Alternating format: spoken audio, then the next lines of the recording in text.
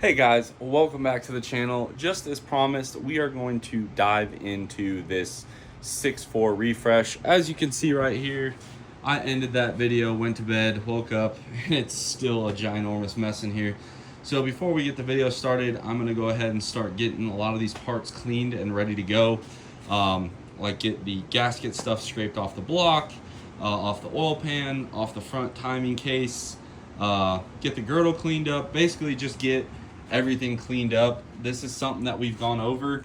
In a case of a refresh, all I'm simply gonna do is brake clean all of the trunnions off, brake clean all of the rods, pins, and pistons off, apply fresh assembly lube to the pins. The rocker arm trunnions will get a squirt of oil in there. The cam will get re-lubed up with assembly lube. The head studs will go in the parts washer, as well as the main studs here. Those will all get tossed into the parts washer, so that way they get clean so we can reapply. One thing I forgot to mention when we were doing the teardown is a lot of times it's very easy to spot a blown head gasket. You'll actually see like the coolant stains or a soot stain on the head stud. Now none of these had that, which is another easy way to tell a blown head gasket. I forgot to mention that to you guys. Also, for those of you guys that are curious, on these push rods here, yikes, you guys see that mark right there? I've seen a lot of guys on Fire Pump Forum make a post asking what that mark is. That mark is actually the push rods rubbing on the headboard. Now you can ream these out if you so see fit. Really, when you run the really big push rods, that's when you need to. That little bit of rubbing there, it's very common to see. It's not horrible for it. I just kind of let it be. But you can ream that hole out with like a die grinder or a burr. In this case, because I'm running the 7/16 push rod and not a 1/2 inch push rod, we are just going to let that ride. All right, and then guys, if you're building like the diamond piston style, hold on a sec. Excuse me.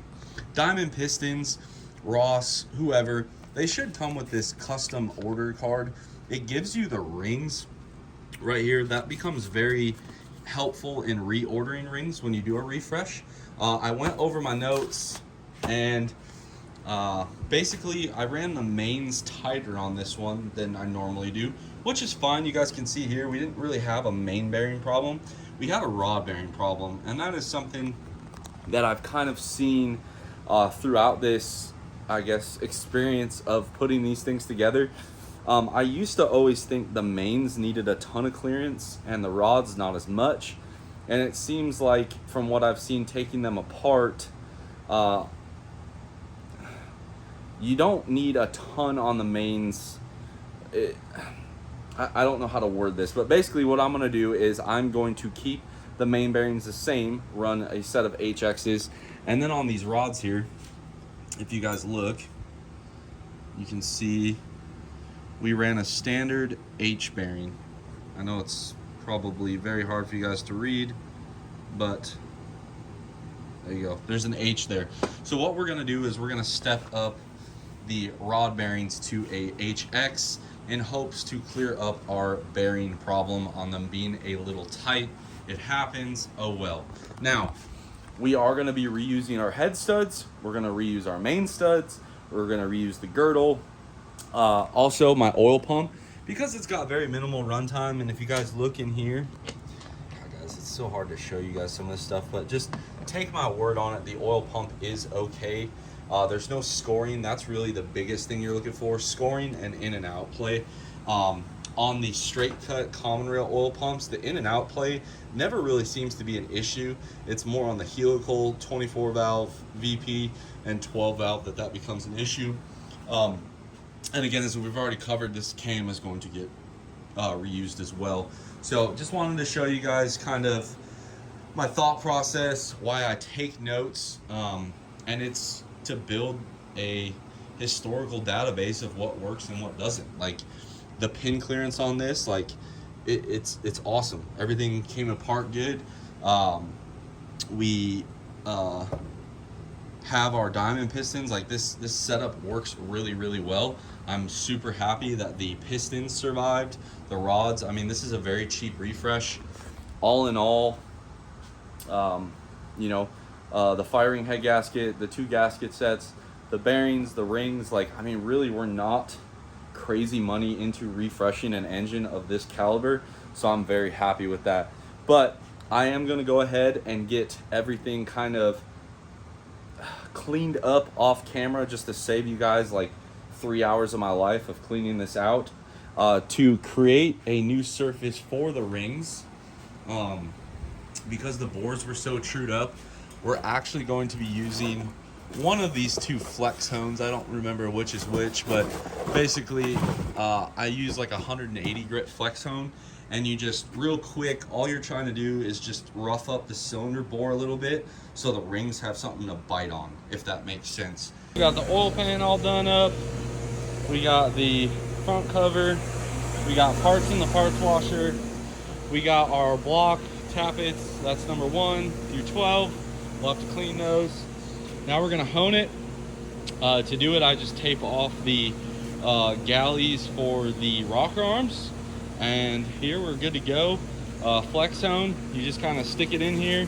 You want about 300 to 450 RPM, about number 1 on a drill.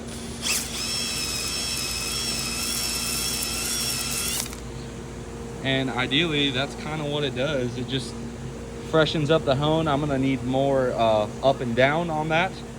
If you guys could tell, it's not quite where the original honing's at, so we gotta plunge faster or rotate slower, but I'm gonna get this knocked out.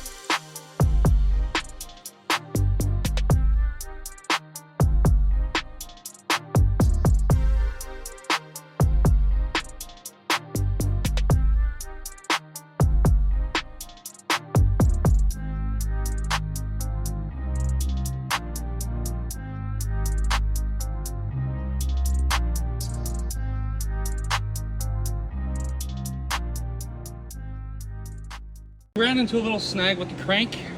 There was a little bit of transfer here once I cleaned it up. I don't want to take this to the machine shop. So a little bit of 1500 grit sandpaper, a little WD-40, a little brake clean. And this is the one. So I haven't done this one yet. I have done this one. Look at that. We're getting there. Little by little, I'm gonna keep chipping away.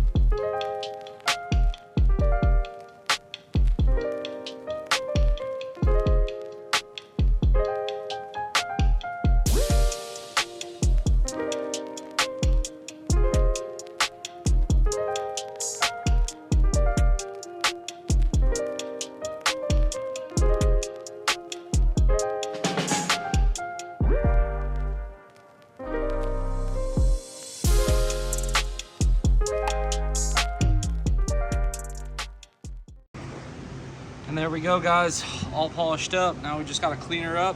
She's ready to throw back in. Also got the snout kind of buzzed down a little bit so we can put a fresh washer on there. We have cleaned up the block same way I do it everywhere: soap, water, WD-40 it to prevent flash rust. What I'm gonna do, I'm gonna put all the fresh main bearings in, clean all these surfaces with a microfiber, brake clean. Bearings go on dry. Then we will put the HX mains in here. And then we will torque the main caps down.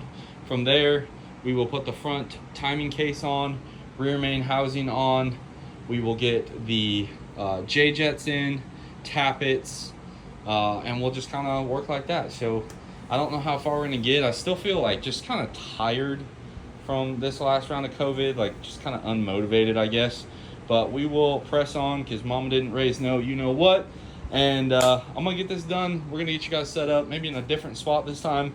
Basically, crank in, cover, cam, rear main housing, and then we can move on to rings and stuff like that. So let's get to work.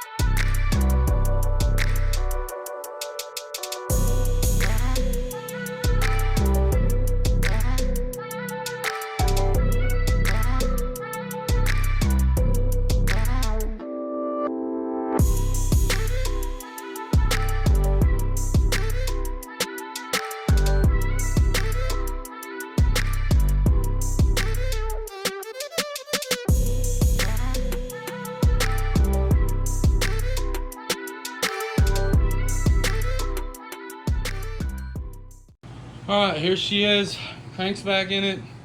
You guys are wondering why we put the front timing case on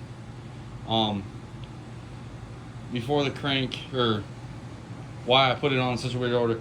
I accidentally was talking on the phone and I put that on before I had the crank in, so I had to do that really quick, which is why I didn't bolt the crank in until after that was on. I was just fixing my mistake. Got this done. I reused the rear main. If you have like a race truck and you're in it a lot, one of these transmission seal savers, work it around and you can reuse them. Do with that as your own risk. And I don't want to get a bunch of hate for this, but I'm gonna keep it real with you. I measured the old bearings. I measured the thickness of the new bearings versus the old bearings, and I reassembled it. Just an educated guess. I don't know if I'd recommend it, but we are short on time, so that's the route I went. Just wanted to be transparent with you guys. The rods though, I am going to actually measure because we are changing the bearing dimensions. So those I will measure. Now we're gonna move on to ring grinding, which is super boring. Basically you take your home cylinders. Look at that, guys. Look how good that job looks there. Don't mind that little guy there. That was from like when the rings drag going in and out. That's kind of what causes that mark, but we got them all nice and honed, and they're not smooth. They're actually kind of coarse on my finger, which is what you're wanting. On our girdle here, I refrain from putting the rest of the girdle on until the rods are in. It just makes torquing the rods a lot easier to do. So now we're gonna grab our total seal rings, which are somewhere around here. Usually it's not this bad. Usually I don't have a UCC motor torn apart, a customer's engine that's, I'll just leave it at that, a 47 RH torn apart, and another 6.4. So we are a little short on space right now, absolutely. But once we get this motor stuff out of the way, this trans is going away this week. That head is just permanently here. This, hopefully we get some rocker arms so I can get this out of the way, but that's normally we're not this cramped. Like, that's UCC stuff. That's another customer's engine build. That's UCC stuff. Customer's trans, UCC stuff, customer's engine, core, like it's customer's engine. Like it's bad right now. I get it, but I want to go start grinding rings, and I noticed these cracks here. So let me get a light. But anyway, I messaged Dustin, the head guy over at Precision Diesel Machine that sleeved this. I said, hey, what's this about? Because I don't know. And he's like, only time I've seen that is an engine got hydrolocked. And I'm like, dude, like this thing, like no issues, ran fine. So I'm not too sure yet. LED light really hurting you guys there, but you guys can kind of see the crack. That's not the only one. There's crack here, crack here, crack there, and this one's good, no cracks. So we have, let's see, 1 crack, 2 cracks, 3 cracks, 4 out of the 5 webbing is cracked. So, oh boy.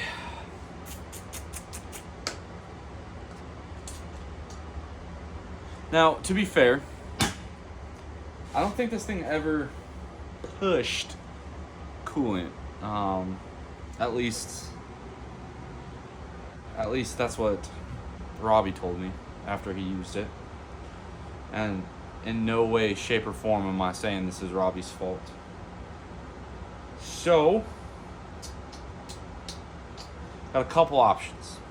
Option 1, I just say screw it, and I just put it together as is. Option 2, I try to like JB weld a little bit around it in those holes.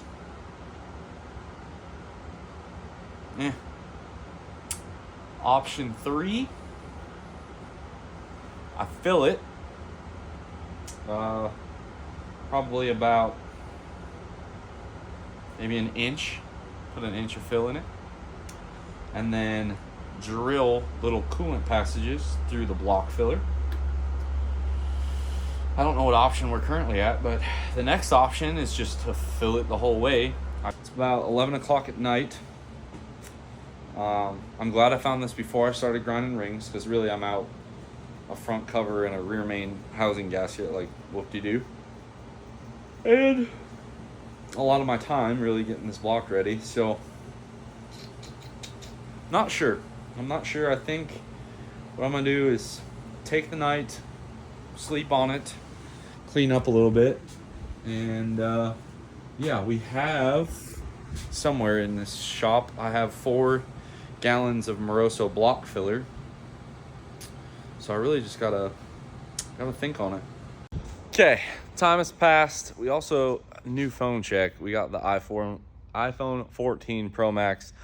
Hopefully you guys can see the quality here. But we did make up our mind. But, you know, we got some cool stuff to show you guys here real quick. So we have a 6.4 Power Stroke in. You guys want to take a guess as to why? Cracked pistons. We got that going on.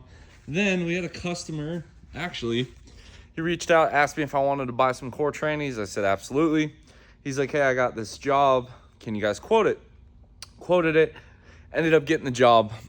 We took this motor and transmission out of his other truck, and we are actually putting it into Logan Epling's old quad cab. So this was like the one he did like KOS with, 590 and stuff. So obviously it's been sitting very, very dirty, but we are in the process of putting a this is technically a 6.7 motor, but he's going to switch to 5.9 electronics with an 849.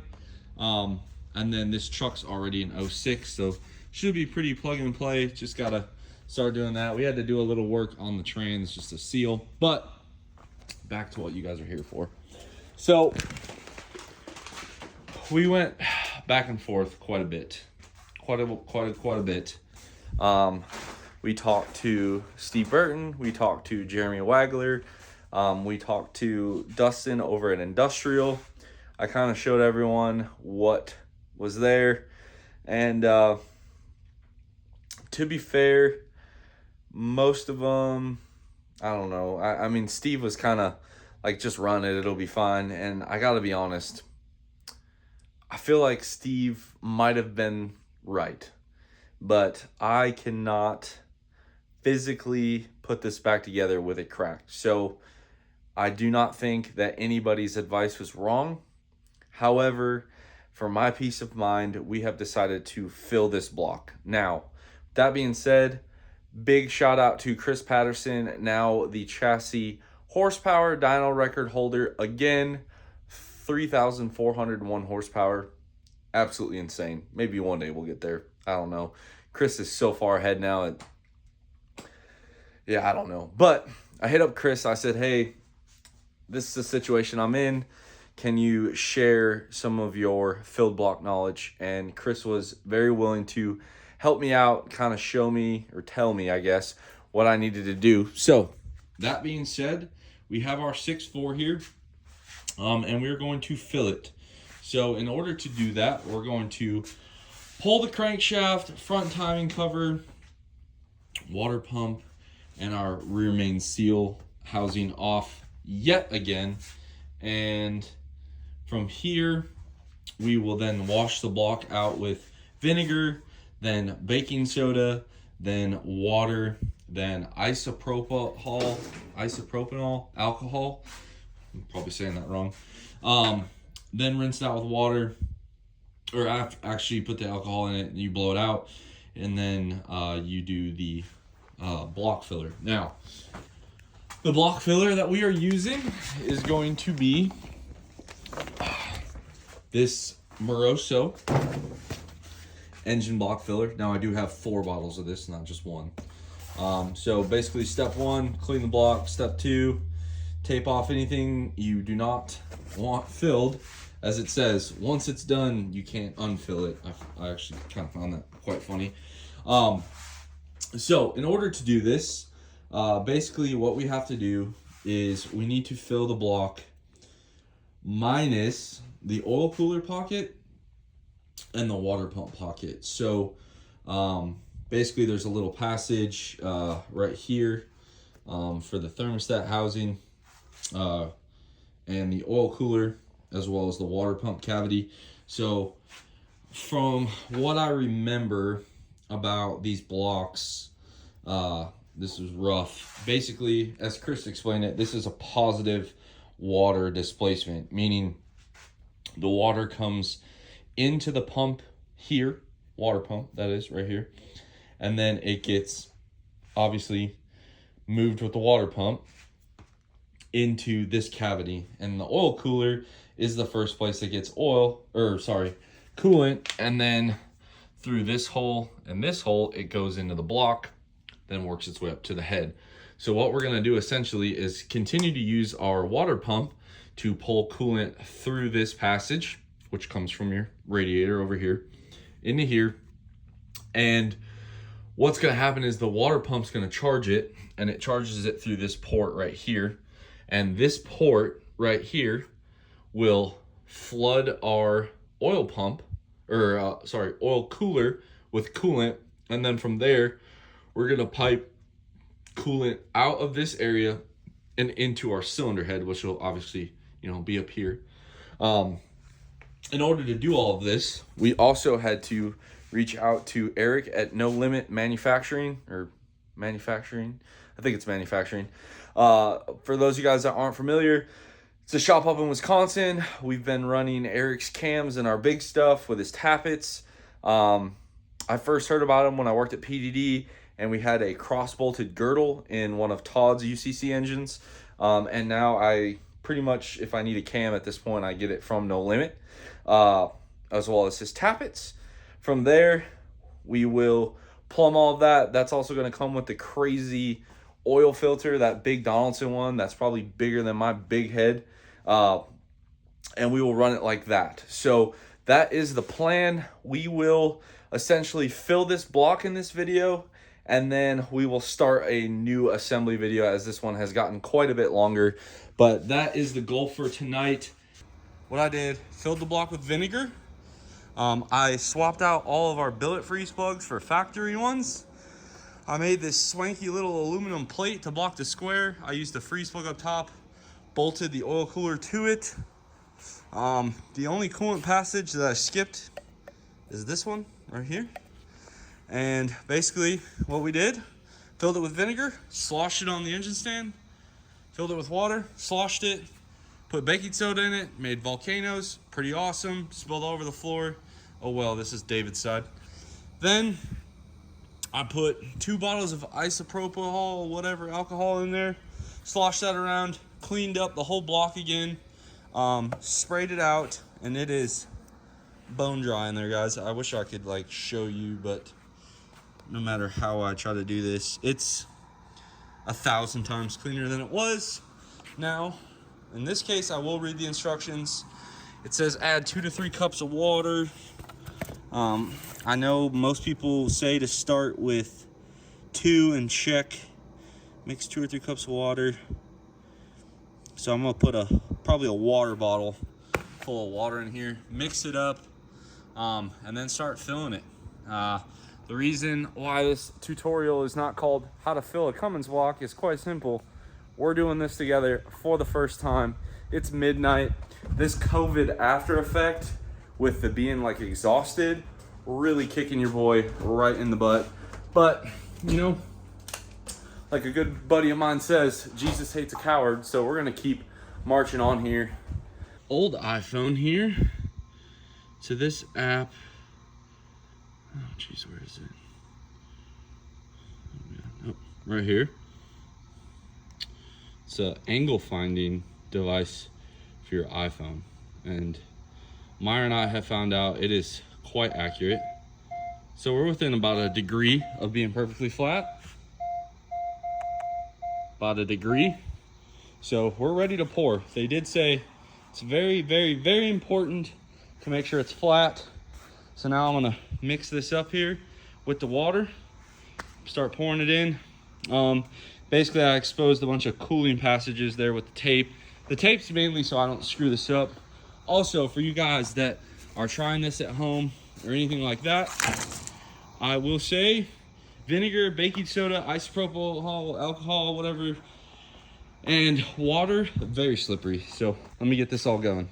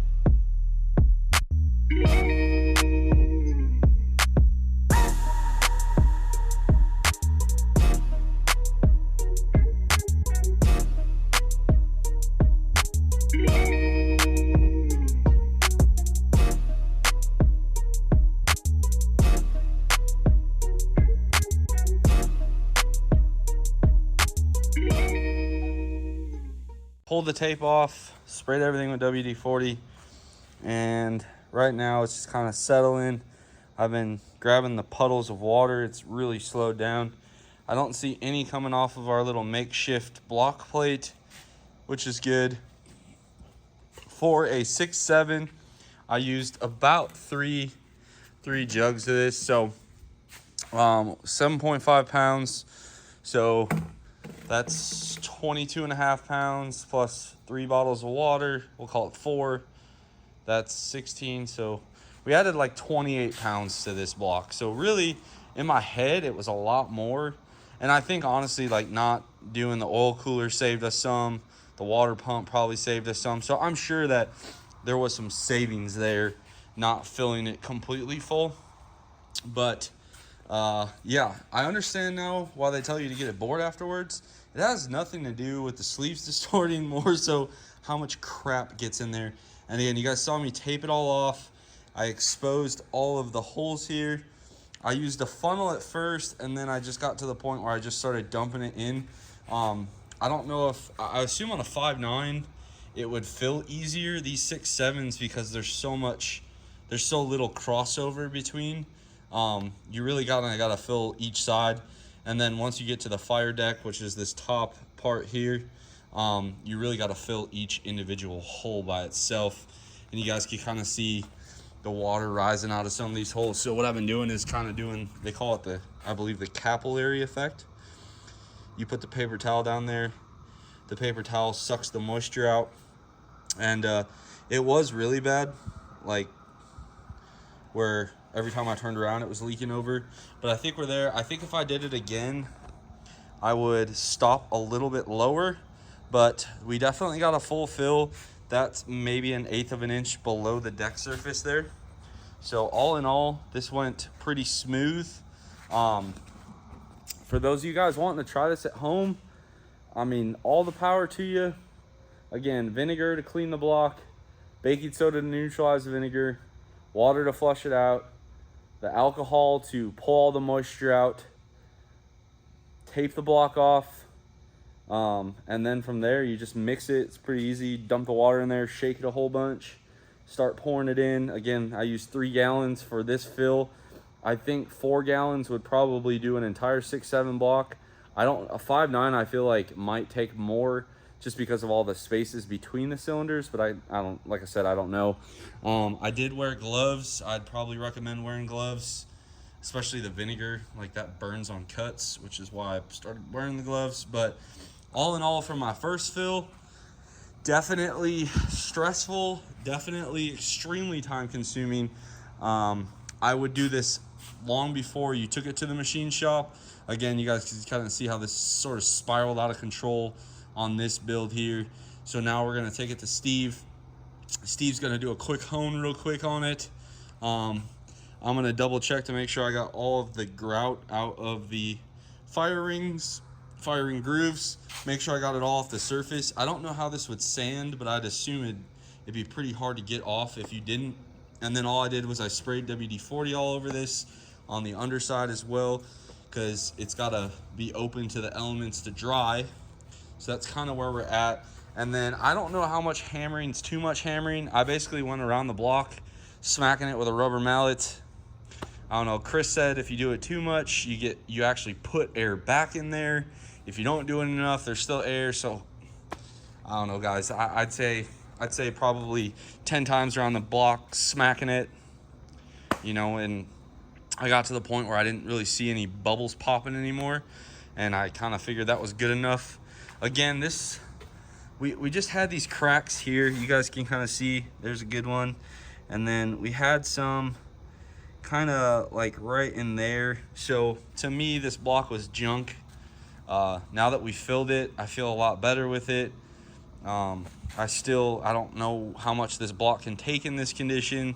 I really don't know, but I do know we'll get Steve to hone it, surface it, maybe recut the firings if we have to. I'll bring it back. I will clean it once more and then start assembly again. The nice part is all he has to do is bore it or hone it real quick. And honestly, it probably wouldn't be bad to hone it anyway. The 3-stone hone method is very effective for you DIY guys. I will not say anything against it. It works really, really, really well. I would just caution you, however, if you got a lot of scratches or anything like that, you might want to take it to the machine shop. In my case, just in the high horsepower stuff, since it's got to go to Steve anyway, I'll just let him hone it real quick, and we'll be back up and going. I believe it takes 2 days for this stuff to cure, so I don't know. I guess I'll take it, on Monday or this weekend. What I might do is pull the motor out of the black truck. I might not. I don't know. I'm just not feeling 100%, so I'm not sure what we'll do as of yet, but I believe I can't take this to Steve till at least Monday. I gotta let it cure. I figure tomorrow it should be dry enough I can pull this off and see if my block off plate did well, and I can show you guys more once it's set up. Make sure we didn't make any mistakes there. That's gonna be a wrap on this video, guys. I know I promised you an assembly. Some stuff went south. You got to roll with the punches. Again, huge thank you to Chris Patterson for lending his ear to me, letting me pick his brain on this, giving me some guidance. Thanks to Eric at No Limit for getting one of those churned out, those billet oil filter replacement housings, which I will go into depth once it gets here on how we're going to hook it up. Also, again, congratulations to Chris Patterson and all of his guys over there at Unrivaled Diesel. 3,401 horsepower on a Superflow. It absolutely insane. And for those of you guys that are wondering, they actually chained the truck down as well, so I feel like that took away a lot of the violence that we saw with Ziegler's pull. But anyway, guys, yeah, I'm tired. This took a lot longer than I thought, but I'm glad I did it. If you're gonna do it yourself, I would definitely say this is getting up there on the skill level, just because if you make a mistake, like the instructions say, you cannot undo it. So do with that as you please. Hopefully you guys like this one. Drop a comment down below. You think we're going to be able to replicate what Chris has done? I'm not sure. Subscribe if you are not already, guys. And as always, I'll catch y'all in the next one.